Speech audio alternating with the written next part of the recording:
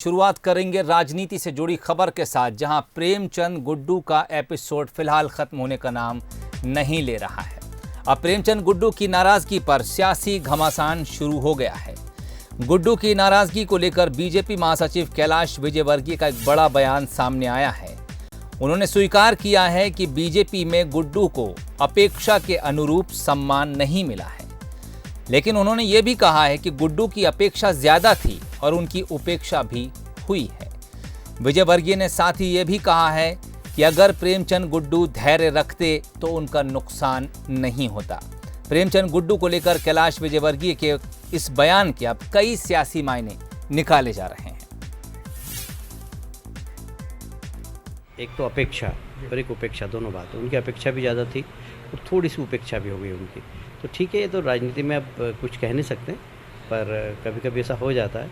थोड़ा उनको धैर्य रखना था, उन्होंने धैर्य नहीं रखा, इतनी सी बात है। सम्मान नहीं मिला बीजेपी में, ऐसा मतलब ऐसा है कि वो अपेक्षा जो कर रहे थे उस अपेक्षा के अनुरूप सम्मान नहीं मिला।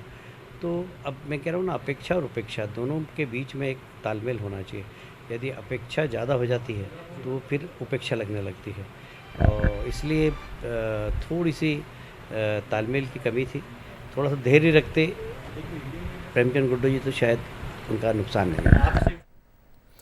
चलिए, साफ तौर पर कैलाश विजयवर्गीय का कहना है कि अगर प्रेमचंद गुड्डू थोड़ा धैर्य रखते तो उनका नुकसान नहीं होता। इस खबर पर चर्चा को हम आगे बढ़ाएंगे। इस वक्त हमारे साथ कांग्रेस की तरफ से योगेश यादव जी जुड़ रहे हैं और बीजेपी की तरफ से राजपाल सिसोदिया जी जुड़ गए हैं। साथ ही चैनल हेड शरद द्विवेदी भी इस वक्त फोन लाइन पर मौजूद हैं। शरद जी, देखिए, दो बड़ी महत्वपूर्ण बातें कैलाश जी ने कही हैं। पहली चीज तो ये कही है उन्होंने कि उनकी उपेक्षा हुई और उनकी अपेक्षा भी ज्यादा थी। ये बहुत बड़ा बयान है इस मामले में, क्योंकि 22 लोग कांग्रेस से बीजेपी में आए हैं। तो क्या कैलाश जी ने एक मैसेज देने की कोशिश की है कि आप उपेक्षा और अपेक्षा में मत उलझें। आपने पार्टी ज्वाइन की है, दूसरी पार्टी ज्वाइन की है जिसका नाम बीजेपी है, और बीजेपी की रीति नीति कांग्रेस से भिन्न है और ये आपकी मूल पार्टी भी नहीं है। आप एक दूसरी पार्टी में आए हैं, तो आप अपेक्षा से भरे होंगे कि मुझे ये जिम्मेदारी मिल जाएगी, ये पद मिल जाएगा, ये चीजें हो जाएंगी, तो फिर ये दिक्कत हो जाएगी। और दूसरी चीज उन्होंने ये भी कही है कि उपेक्षा भी हुई, तालमेल की कहीं ना कहीं कमी थी। अब ये तालमेल किसकी तरफ से कम था? तालमेल की कमी एक तरफ से नहीं होती। ताल और मेल का मतलब ही यही है कि दोनों पक्षों ने कहीं कहीं कोई कमी छोड़ी। तो उन्होंने ये भी कहा कि बीजेपी की तरफ से भी कहीं समन्वय या तालमेल की अगर हम बात करें तो उसमें कमी हो सकती है जी। तो ये तमाम जो चीजें हैं, ये बड़ा एक मैसेज प्रतीत होता है अगर हम इसको देखें, क्योंकि इस समय ये बड़ा सवाल है बीजेपी में। और बीजेपी में भी एक बड़ा वर्ग है जो ये मानता है कि जो लोग कांग्रेस से बीजेपी में आए हैं, उनको ये नहीं होना चाहिए उनके मन में भाव कि उनको सब कुछ दे दिया जाएगा यहाँ। तो ये एक बहस का विषय भी है कि क्या कैलाश जी ने एक मैसेज भी दिया है या सहज रूप से उन्होंने ये बात की है। लेकिन ये उपेक्षा और अपेक्षा दोनों गुड्डू लेकर चले, मतलब उनकी उपेक्षा भी हुई और अपेक्षा भी अधिक थी उनकी, और दूसरा तालमेल की कहीं ना कहीं कमी थी। बहुत महत्वपूर्ण बात है सोहेल जी। शरद जी, इस वक्त हमारे साथ कांग्रेस से योगेश यादव जी और बीजेपी से राजपाल सिसोदिया जी भी इस चर्चा में जुड़े हुए हैं। जी, सबसे पहले मैं बीजेपी से ही सिसोदिया जी से जानना चाहूंगा। सिसोदिया जी, बड़ी महत्वपूर्ण बात कही है कैलाश जी ने कि उनकी उपेक्षा भी हुई और अपेक्षा अधिक थी और तालमेल की कहीं कमी थी। यानी कहीं मैसेज साफ है कि अगर पार्टी बदलकर नेता कांग्रेस छोड़कर बीजेपी में आए हैं या किसी अन्य दल से आए हैं तो वो बहुत अधिक अपेक्षा ना रखें। जी नमस्कार। जी नमस्कार। यह बात जी माननीय कैलाश विजयवर्गीय जी ने जो बात कही है, मैं उसी बात को आगे बढ़ाना चाहता हूँ। जी, कैलाश विजयवर्गीय जी की ही अगुवाई में प्रेमचंद गुड्डू जी का उस समय पे भारतीय जनता पार्टी में पदार्पण हुआ था। जी। अब अपेक्षा ज्यादा है तो वो जो बात इन लोगों की उस समय हुई होगी शीर्ष नेतृत्व की और प्रेमचंद गुड्डू जी की, जी, वो चर्चा तो मुझे नहीं मालूम, पर मैं इस बात का जरूर गवाह हूँ कि प्रेमचंद गुड्डू के बेटे श्री अजित बोरासी को उज्जैन की घटिया सुरक्षित सीट से विधानसभा का चुनाव 2018 में भारतीय जनता पार्टी ने लड़ाया। जी।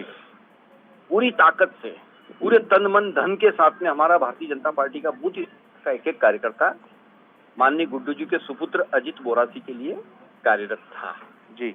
मैं उस समय पर स्टार प्रचारकों की सभाओं की व्यवस्थाओं में केंद्रीय कार्यालय से बैठकर व्यवस्था देख रहा था। मुझे अच्छे से याद है प्रेमचंद गुड्डू जी का मुझे 2 बार उस चुनाव के दौरान सभाओं को लेकर फोन आया। एक बार उन्होंने कहा कि माननीय नरेंद्र सिंह तोमर जी की सभा अगर घटिया में होती है तो हमें लाभ मिलेगा।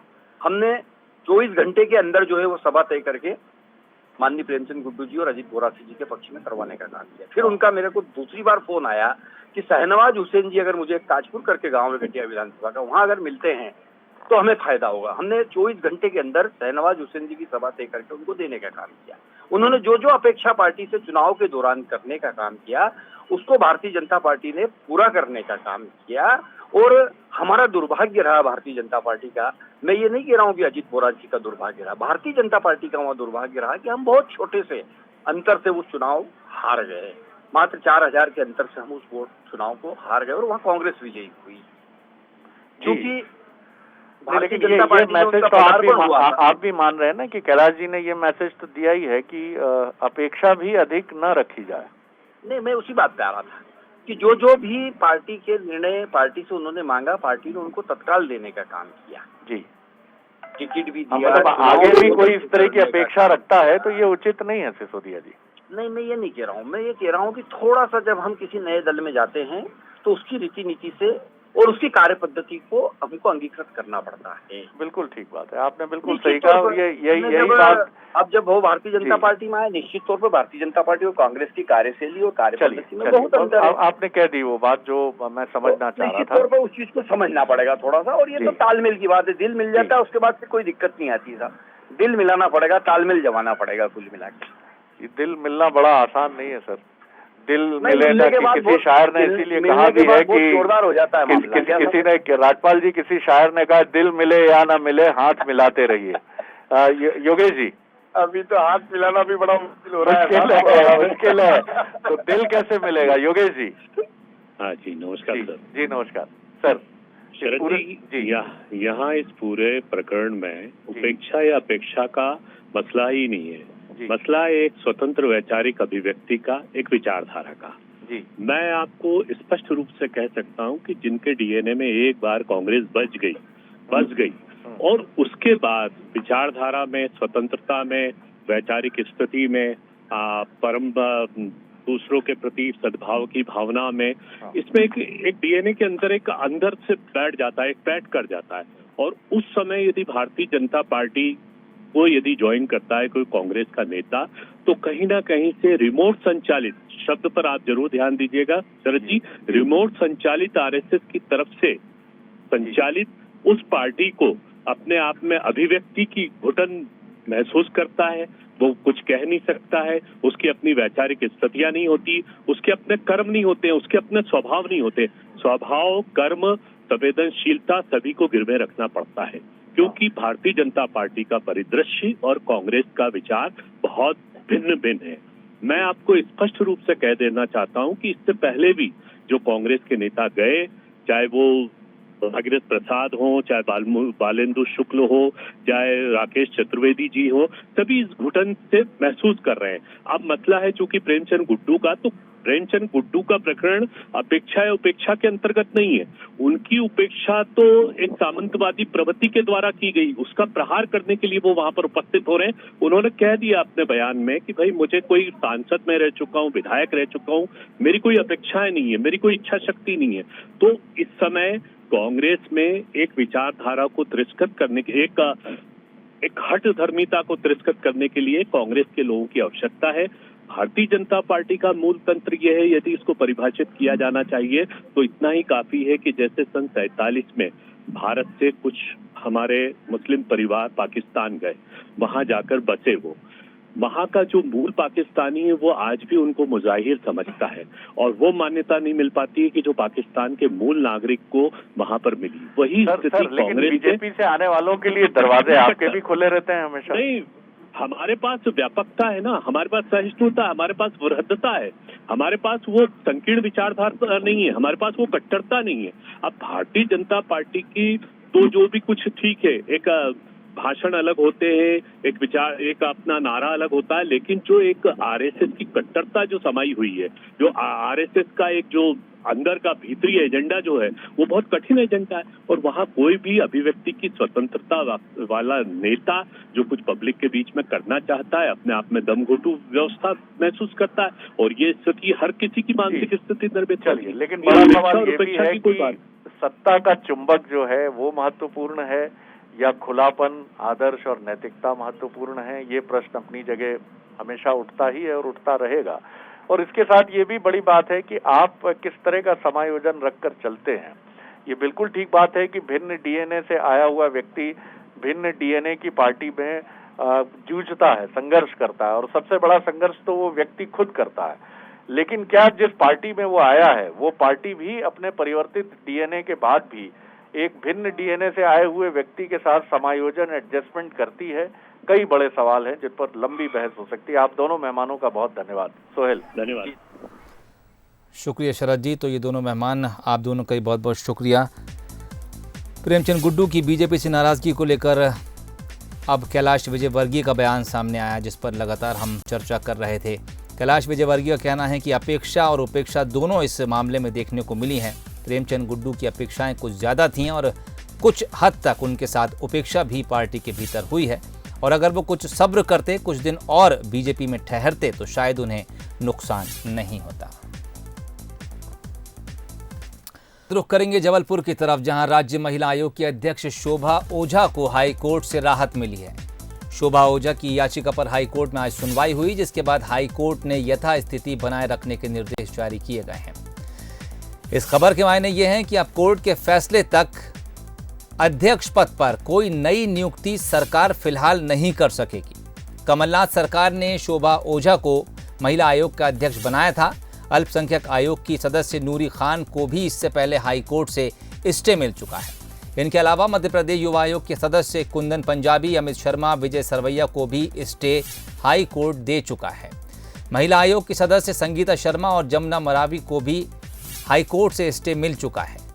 इसके अलावा अनुसूचित जाति जनजाति आयोग के अध्यक्ष आनंद अहिरवार भी पहले हाई कोर्ट से स्टे ले चुके हैं, और अब शोभा ओझा के मामले में भी हाई कोर्ट ने स्टे दे दिया है। तो फिलहाल राज्य सरकार अब इनकी नियुक्ति को चैलेंज कर कोई नई नियुक्ति फिलहाल नहीं कर सकती है।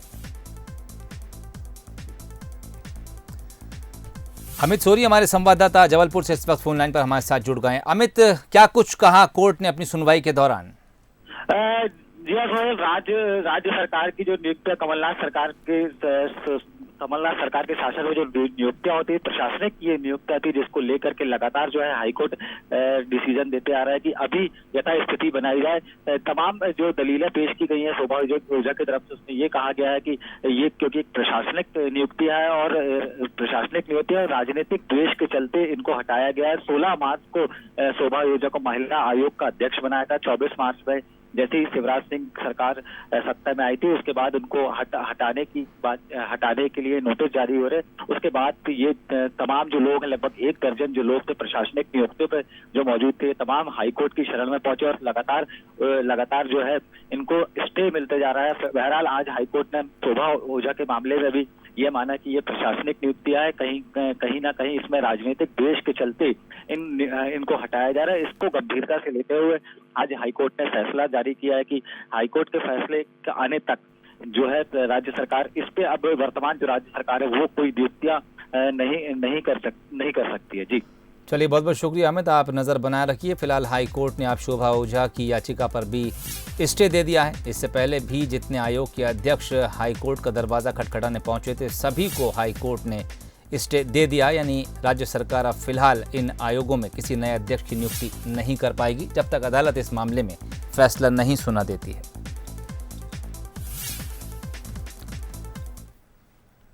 कोरोना संक्रमण के चलते पिछले 2 महीने से शैक्षणिक गतिविधियां पूरी तरह से बंद हैं। इससे स्कूली बच्चों की पढ़ाई का खासा नुकसान भी हुआ है। अब स्कूल शिक्षा विभाग एक बार फिर कक्षाओं को नियमित रूप से चालू करने की कवायद में जुट गया है, लेकिन उसके लिए स्कूल शिक्षा विभाग ने कुछ नियम बनाना शुरू कर दिए हैं और उन नए नियमों के तहत ही अब स्कूलों को खोले जाने की इजाज़त पर विचार चल रहा है।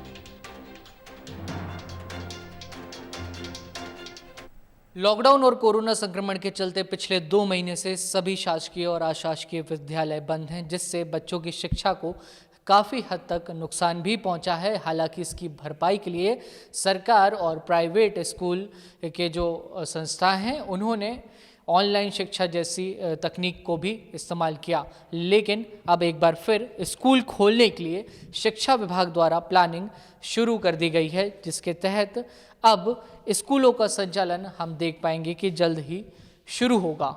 अब जब स्कूल खुलेंगे तो तस्वीर पहले से थोड़ी बदली हुई नज़र आएगी, क्योंकि अब इसके लिए कई फॉर्मूलों के तहत काम होगा। ऑड इवन फॉर्मूला अब बच्चों पर भी लागू होगा। रोल नंबर के अनुसार ऑड इवन के तहत बच्चे एक एक दिन स्कूल आएंगे, यानी कि क्लास के आधे बच्चे एक दिन स्कूल आएंगे और आधे बच्चे दूसरे दिन। जब वो स्कूल पहुंचेंगे तो उनकी सैनिटाइजेशन का पूरा ध्यान रखा जाएगा। पहले हम देखते थे कि एक बेंच पर 2 या 3 बच्चे एक साथ बैठकर पढ़ाई करते थे, लेकिन अब ऐसा नहीं होगा। एक बेंच पर एक ही विद्यार्थी को बैठाया जाएगा। ये प्रणाली स्कूल के स्टाफ पर भी लागू हो सकती है। वर्तमान में नए अकादमिक सत्र की जो तैयारी है उसकी प्रारंभिक तैयारी हम लोग कर रहे हैं। एज ऑफ नाउ हम लोग सभी पहलू पर विचार कर रहे हैं और जब पूरी तरह से हेल्थ का कोई हज़ार्ड नहीं होगा उसके बाद ही स्कूल्स की ओपनिंग हम लोग प्लान कर रहे हैं। जो बदले हुए परिदृश्य में अब स्कूल के जो सेफ्टी और हाइजीन के नॉर्म्स हैं उस पर काफ़ी ध्यान देने की आवश्यकता है। स्कूल खोलने के लिए, रीओपन होने के लिए और एहतियात के तौर पे क्या क्या प्रारंभिक तैयारियां हमें करनी है, इसके लिए एक विस्तृत SOP हम लोग तैयार कर रहे हैं। तो इन तमाम तरीके के जो एहतियात है इनके साथ कक्षाएं चालू हो सकती हैं, ताकि जो अगला सत्र है, अगला शैक्षणिक सत्र है, उसकी जो तमाम सारी गतिविधियां होंगी उनको समय पर पूरा कराया जा सके। कैमरामैन विजय शेजकर के साथ बंसल न्यूज़ के लिए वासु चौरी की रिपोर्ट। छत्तीसगढ़ सरकार ने राजीव गांधी किसान न्याय योजना के जरिए किसानों को सीधा लाभ दिया है। योजना को पूर्व PM राजीव गांधी की पुण्यतिथि पर लॉन्च किया गया। 5,700 करोड़ की इस योजना से किसानों को बड़ी राहत मिलेगी और कोरोना संकट काल में वो सफलतापूर्वक उबर भी पाएंगे। छत्तीसगढ़ सरकार ने ग्रामीण अर्थव्यवस्था को गति देने और कृषि के क्षेत्र में रोजगार के नए अवसर पैदा करने राजीव गांधी किसान न्याय योजना का शुभारंभ किया। योजना के तहत मुख्यमंत्री बघेल ने किसानों को दी जाने वाली 5,700 करोड़ रुपए की राशि में से प्रथम किश्त के रूप में 1,500 करोड़ रुपए की राशि किसानों के खातों में ट्रांसफर की है। इस योजना से न केवल प्रदेश में फसल उत्पादन को बढ़ावा मिलेगा, बल्कि किसानों को उनकी उपज का सही दाम भी मिलेगा। इस योजना के तहत प्रदेश के 19 लाख किसानों को 5,700 करोड़ रुपए की राशि 4 किस्तों में सीधे उनके खातों में ट्रांसफर की जाएगी। यह योजना किसानों को खेती किसानी के लिए प्रोत्साहित करने की देश में अपनी तरह की एक बड़ी योजना है। पिछले 18 महीने में छत्तीसगढ़ सरकार ने किसानों के खाते में 40,700 करोड़ रुपया डाले हैं। अल्पकालीन ऋण माफी में 9,000 करोड़ और बीमा के तहत 1,000 करोड़ और उसी के साथ 250 करोड़ रुपये गन्ना खरीदी और 260 करोड़ रुपया किसानों के सिंचाई कर के माफ़ी। राजीव गांधी किसान न्याय योजना के क्रियान्वयन से राज्य के किसानों के जीवन में खुशहाली का नया दौर आरंभ होगा। राज्य सरकार इस योजना के जरिए किसानों को खेती किसानी के लिए प्रोत्साहित करने के लिए खरीफ 2019 से धान और मक्का लगाने वाले किसानों को सहकारी समिति के माध्यम से उपार्जित मात्रा के आधार पर अधिकतम 10,000 रुपए प्रति एकड़ की दर से सहायता राशि दी जाएगी। इस योजना में धान फसल के लिए 18,34,834 किसानों को प्रथम किस्त के रूप में 1,500 करोड़ रुपए की राशि प्रदान की गई है। योजना से प्रदेश के 9,53,706 सीमांत किसान, 5,60,284 लघु किसान और 3,20,844 बड़े किसान लाभान्वित होंगे। बहुत बल मिलेगा हम लोग को, काम करने में प्रगति भी पाएंगे हम लोग इसमें। भूपेश सरकार जो अपना वादा किया था घोषणा पत्र में, उसके अनुरूप जो 2500 दिया है, जिसका आज उन्होंने राजीव गांधी किसान न्याय योजना के राशि अंतर उससे जो प्रथम किस्त दिया है, उससे छत्तीसगढ़ के किसान, जिसे मैं सौ में कृषक हूँ, समृद्ध होंगे, हमारी आर्थिक हालत बेहतर होगी। आज कोरोना से सब लोग पीड़ित हैं। इस दौर में किसानों को 10,000 प्रति एकड़ के हिसाब से और 685 रुपये का जो गैप है उसको 4 किस्तों में देने का जो वादा किया है उसको आज पूरा किया। इसके लिए छत्तीसगढ़ की कांग्रेस की सरकार, भूपेश बघेल जी और कृषि मंत्री रविंद्र चौबे जी, ये सब बधाई के पात्र हैं। राज्य सरकार ने इस योजना के तहत खरीफ 2019 में सहकारी समिति लैम्स के माध्यम से मक्का फसल के किसानों को भी लाभ देने का निर्णय लिया है। इस योजना में राज्य सरकार ने खरीफ 2020 में इसमें धान, मक्का, सोयाबीन, मूंगफली, तिल, अरहर, मूंग, उड़द, कुल्थी, राम तिल, कोदो, कुटकी और रबी में गन्ना फसल को भी शामिल किया है। सरकार ने यह कहा कि अनुदान लेने वाले किसान यदि पिछले साल धान की फसल लेता है और इस साल धान के स्थान पर योजना में शामिल दूसरी फसल लेता है तो ऐसी स्थिति में उन्हें प्रति एकड़ अतिरिक्त सहायता दी जाएगी। कांग्रेस की सरकार जब इस प्रदेश में बनी थी उसके पहले ही कांग्रेस की सरकार ने इसकी घोषणा कर दी थी कि हम किसानों के साथ खड़े हैं और किसानों की हर संभव हर जगह मदद करने का प्रयास हम लोग करेंगे। और उसकी शुरुआत आज राजीव गांधी जी की पुण्यतिथि के अवसर पर, उनके शहादत दिवस के अवसर पर आज उसकी शुरुआत की गई है। देखिए, ये किसानों के लिए बहुत फायदेमंद है। आज पूरे प्रदेश के किसान खुश हैं और किसानों में खुशी की लहर है। 6 जिले में आदरणीय मुख्यमंत्री जी ने बात की और 6 जिलों के जो लोगों ने बात की और जो इनके चेहरे में प्रसन्नता थी, जो उनके चेहरे में खुशी थी, वो बखान नहीं कर सकते। पूरे राज्य, पूरे प्रदेश कोविड-19 से गुजर रहे हैं और इस स्थिति में ना उद्योग चल रहा है, ना व्यापार, ना कृषि, किसी भी रोजगार धंधा कहीं पे कुछ भी नहीं है। आज ये संजीवनी बूटी का काम कर रही है। ऐसे समय में जब कोरोना वैश्विक महामारी है, लोग नगद के संकट से जूझ रहे हैं, यह पैसा एक लाइफलाइन का काम करेगा। ना सिर्फ बाजार को जिंदा करेगा बल्कि गांव देहात में भी जो पैसे का सर्कुलेशन खत्म हो गया था वह पैसा पहुंचेगा और बाजार में भी मेरे ख्याल से ऐसे करने से समृद्धि आएगी, सुख आएगा।